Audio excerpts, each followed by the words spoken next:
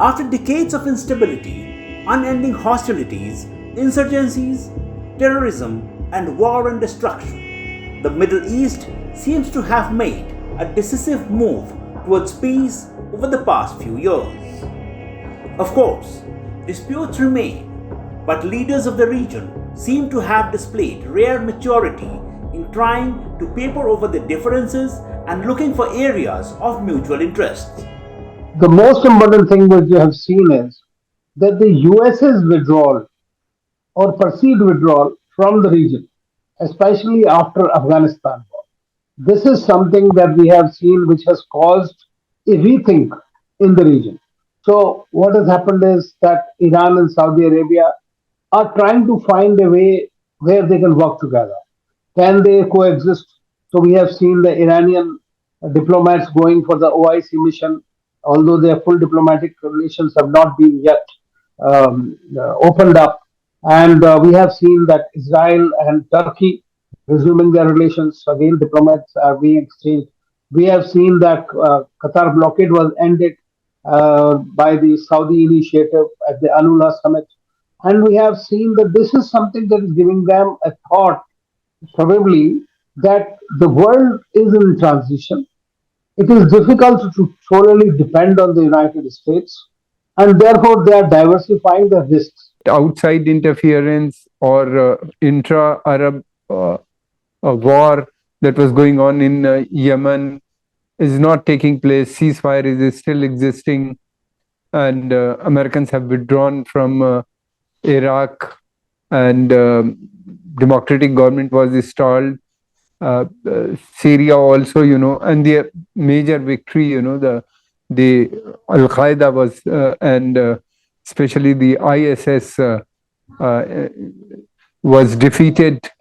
Then the caliphate was abolished, or caliph had to run away, and then later was killed by the Americans. So these are the major gains the region has gone. But internal situation within the countries are bad, like Syria, the internal fights are still going on.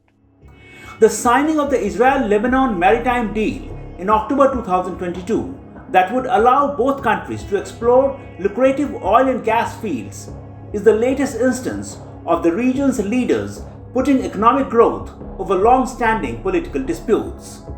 Other breakthroughs achieved over the years include the Abraham Accords, through which normal diplomatic relations were established between Israel and several Islamic countries, including UAE, Sudan, Bahrain and Morocco. The Abraham Accords were signed between August and December 2020. Saudi Arabia's ties with Israel have also improved, although diplomatic relations are yet to be established. Similarly, the Saudi-led coalition battling the Houthi rebels in Yemen announced a ceasefire in April 2020 after about 5 years of war. That truce continues to hold. In January 2021, Saudi Arabia, UAE, Bahrain and Egypt ended a 4-year-old boycott of Qatar. Saudi Arabia and Iran, the two hostile powers in the region, too have been engaged in talks aimed at improving relations. Experts say that reasons for the improved security situation in the region is that interference of outsiders, especially the US, has decreased, and also because regional powers like Saudi Arabia are now more focused on economic growth. Therefore, all these countries have started a policy called Act East policy. So the China, India, and Japan and Korea and some other countries are the major markets for them. So therefore, they need to look eastwards, and this is what they are doing. We have seen in recent times also. Now, they also know that their oil wealth is going to last not more than 80-90 years. And the climate change compulsions, like we have seen, that are also forcing them to diversify. Now, once you diversify, then your economy takes time to gel into the new one. And for that, the economic growth, they need the diversification. And that is why peace is absolutely important. Of course, areas of concerns remain, including the Israel-Palestine conflict. Although Arab countries have refrained from interfering in fighting between Israel and Hamas, the dispute has a massive impact upon public opinion in Islamic societies that these countries can't ignore. Again, internal security situation in Iraq and Syria, countries battered by the ISIS and other terrorist groups, have improved, but political stability is yet to be achieved in both these countries.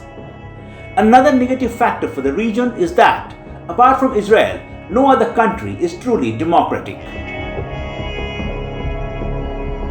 Yet, one can't ignore the fact that countries in the region are increasingly turning away from hardline Islamist agenda and looking for economic growth and development.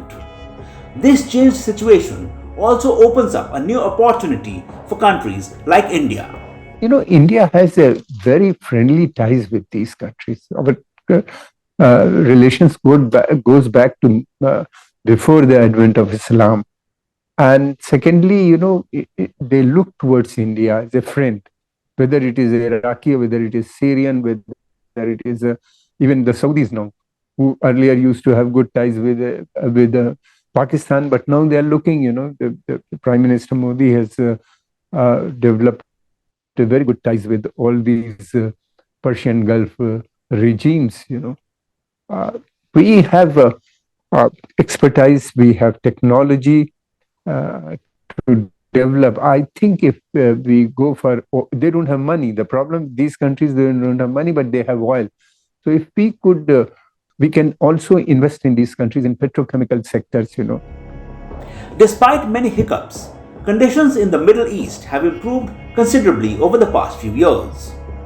The challenge for leaders of countries like Saudi Arabia, Israel, Turkey, and Iran is now to maintain the drive towards peace and not let minor issues escalate into major disputes.